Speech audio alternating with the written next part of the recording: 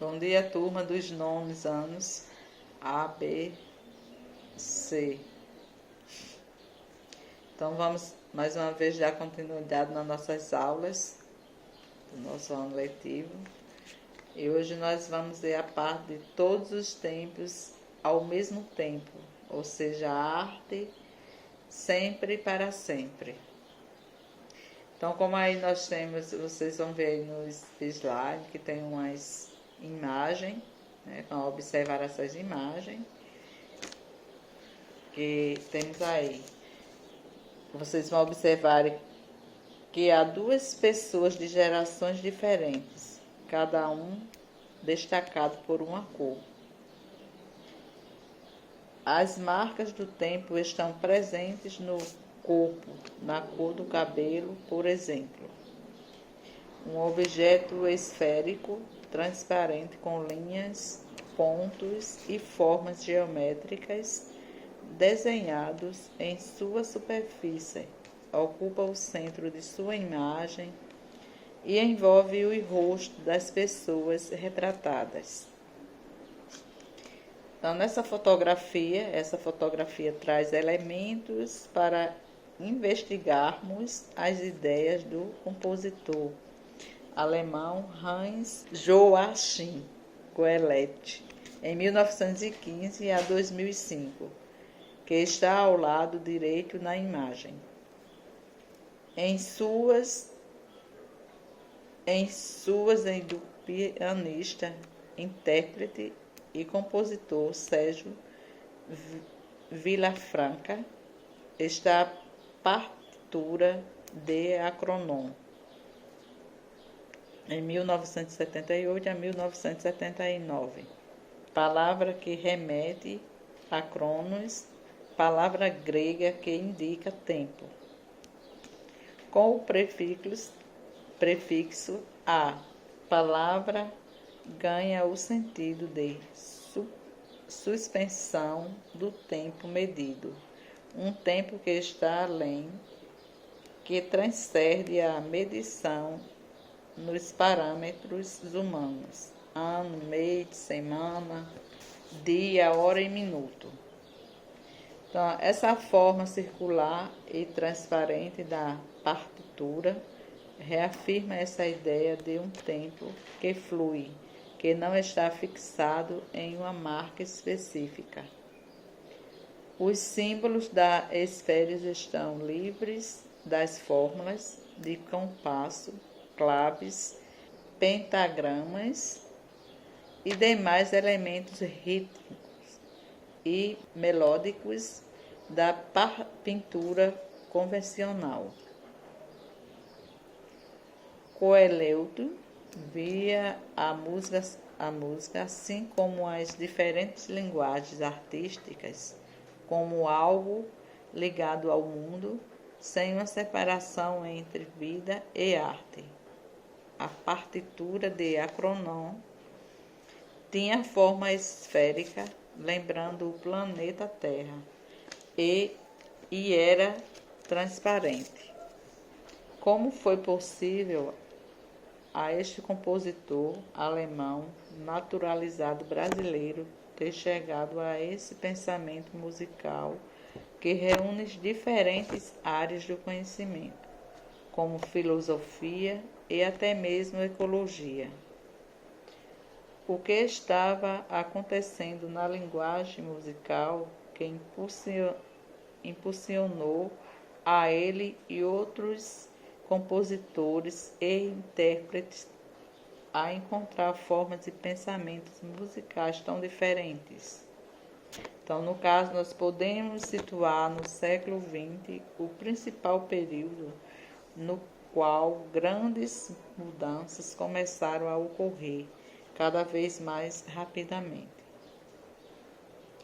Ao ouvirmos a obra de compositores e pianistas como o francês Frédéric Chopin, em 1810 a 1849, e o alemão Robert Schumann, em 1810 a 1856, por exemplo, percebemos a importância que há para o romantismo de modo geral, na busca por uma maneira mais intensa de se expressar que fosse capaz de transmitir os sentimentos e as emoções do compositor. Portanto, temos nesse período uma produção musical centrada na subjetividade, isto é, naquilo que habita o interior do indivíduo. Reside justamente nessa característica do romantismo um dos principais pontos de ruptura em relação à criação musical do século XX, que se volta para as novas realidades do mundo, como o processo de industrialização para o exterior do indivíduo. Emerge um novo entendimento do tempo e do espaço na vida e na música. O mundo do século XX, novo e dinâmico, impulsionou o surgimento de representações musicais mais adequadas às novas percepções da realidade. Podemos ter um breve panorama desse contexto por meio dos trabalhos de alguns dos principais compositores da música moderna. Então, música moderna no século XX, novas percepções da realidade. Que nós temos esses artistas, né, esses compositores que nós falamos aí, que foram Frédéric Chopin, que foi um dos mais conhecidos representantes da música do romantismo, entre 1810 a 1849.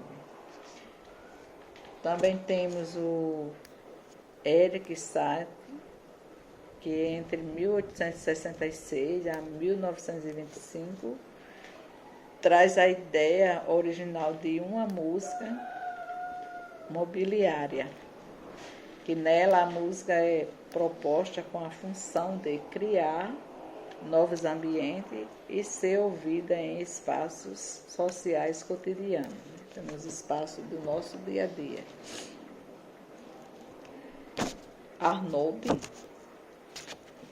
Eisenberg, que entre 1874 a 1951 operou a revolução no espaço musical, propondo um sistema de composição conhecida como o tonal dodecafônico. Nele, em vez da tonalidade do maior, por exemplo, há uma série de notas predeterminadas que, em variação constante, norteará o processo criador. Temos também o Heitor Villa-Lobos, entre 1887 a 1959, que ele também foi um compositor brasileiro que se dedica à musicalidade de nosso país e constrói uma música na qual se evidenciam as características sonoras do Brasil em diferentes representações regionais. Então, como eu estava falando, né, de Heitor Villa-Lobos, né, que ele faz parte de um grupo de compositores nacionalistas que traz a música tradicional e popular para o meio erudito, incluindo no domínio orquestral elementos que não lhe eram próprios. Até aquele momento, como o reco, o agogô e o pau de chuva.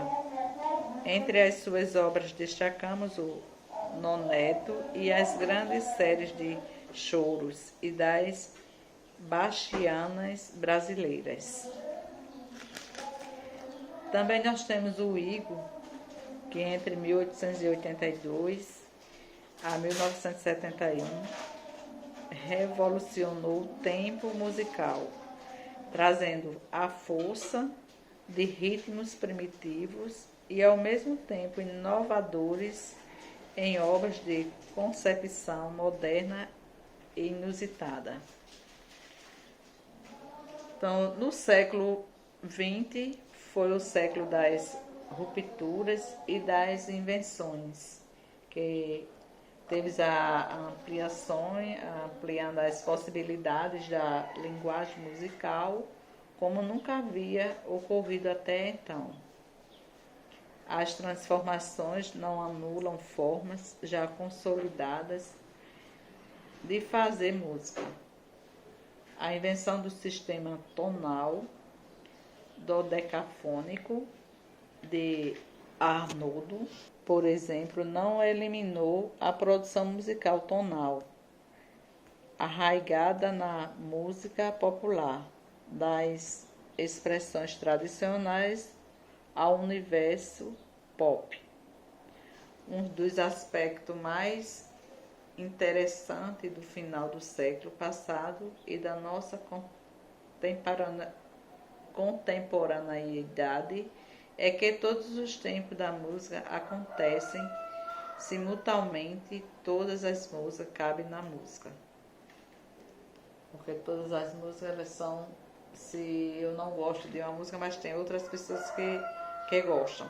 Então, por isso que todas as músicas cabem na música.